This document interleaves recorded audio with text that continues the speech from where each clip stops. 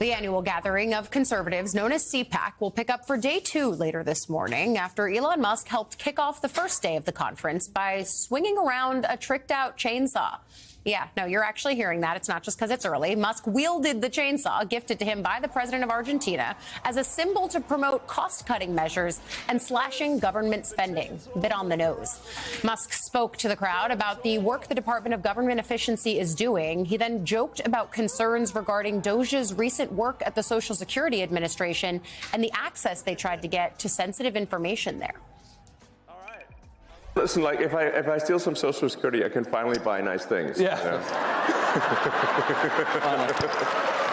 and on that same question, they're also talking about you guys are going to end Social Security, you're going to end Medicare, you're going to end these things. I don't imagine that conversation has been had with the president, and that's the plan. No, in fact, the actions that we're taking with the support of the president and the support of the agencies is what will save Medicare, what will save Social Security. Yeah. If the country goes insolvent, if all the money is just spent on paying interest on debt, there's no money left for anything.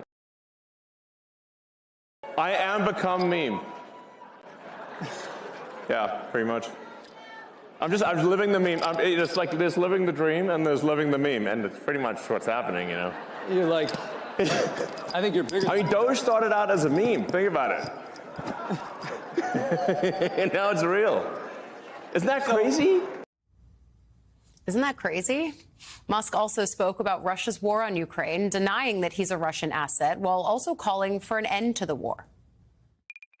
There's a whole bunch of people dead in trenches for what?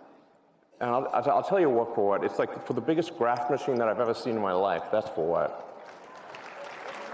It's unreal. Like the amount of money that is being taken in graft and bribery is disgusting. Then after Musk's interview, Steve Bannon spoke to the crowd, calling for Trump to have a third term as president. The future of America is MAGA, okay? And the future of MAGA is Donald J. Trump. We want Trump in 28. That's what they can't stand. A man like Trump comes along only once or twice in a country's history, right? We want Trump. Lot to unpack. We'll do it with politics reporter for Semaphore, Dave Weigel, who was at CPAC yesterday. A lot of things that you could choose from there. What stuck out to you? What was your key takeaway from day one? Well, the overall theme, and I think Bannon epitomized it there, is that the conservative movement, the Republicans in Congress, have handed their power over to Donald Trump and Elon Musk with very few conditions. There was one moment of, I'd say, tension between Mike Johnson and Elon Musk on this idea, which came from a conservative tweeting it at Musk, sending it to Susie Wiles, of using Doge savings eventually if they get to $2 trillion for these dividend checks. And Mike Johnson says, I'm not really into that idea on stage. I'm not really into that idea. This is the party of fiscal conservatism. We need to pay down the debt. Musk is asked about it and gets much bigger cheers for saying he wants to do the checks, and Trump is on board. And Republicans in Congress who were voting all night, they were not the stars of this conference. This is the Donald Trump and the people who are moving through the government with questionable legal ability to cut things that members of Congress said they couldn't cut on their own.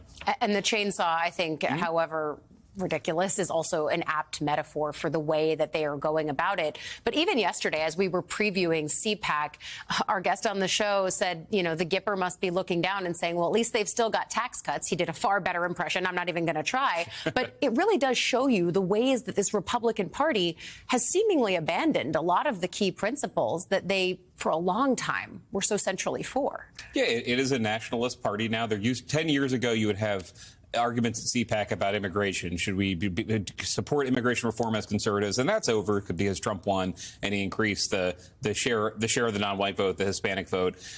This is not usual for after an election for people to be overjoyed at a conference like this. Yeah. But really, the theme was bigger than Trump is succeeding. It was that Trump is succeeding at such a high degree that we can export this around the world. And you had CPAC, Milei, who gave the chainsaw, has been in CPAC before. 2 years ago, the idea, or I'd say a year ago, Milei was showing up and saying, what I'm doing in Argentina, very different fiscal situation, very different government situation in the United States, should be done here, slash everything. he's there passing the torch / chainsaw to Musk, but other foreign conservative leaders of their parties who are not in power yet, were there saying we love Elon Musk, we want what Doge is doing to come to our country, we want the Trump immigration policy to come to our country.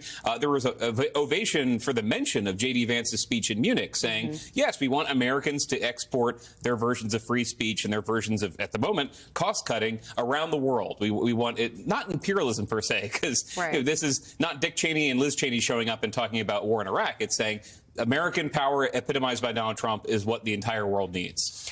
You and I have attended many of these CPAC gatherings over the years, and I think you and I have had a front seat to watch the way that CPAC has turned into TPAC, to the point where the organizers have even called it that.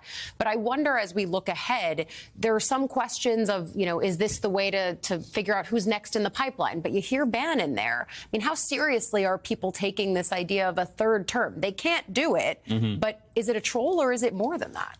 A lot of it is a troll. There are a lot of things said at CPAC and in Republican politics that they know will get a rise out of the media and will fixate the media's attention for a day. Bannon's very good at that. That's part of what he was doing. There was one group there that had a side room that was unofficial, saying here's a Caesarean Trump third term project. But Vance is very popular in that room. There'll be a straw poll over the weekend that's being conducted right now about who they want to be the next nominee. Vance very quickly, more than Mike Pence ever did, has taken over the hearts and minds of people. But yes, what is the impact of several years of a vice president being undermined by that, by everyone saying we really don't want to have to put up with you? George H.W. Bush, I guess, dealt with it with Ronald Reagan. But I think it is a combination of this drives the media crazy, and we really would love this guy to stay around forever, because no one has been able to take the ideas we have, take them out of Congress, and implement them the way Donald Trump has. Yeah, absolutely. Defringifying what was happening at CPAC for all those years and very much bringing it into the mainstream. Dave Weigel, thanks for joining us. We'll see you later on Morning Joe.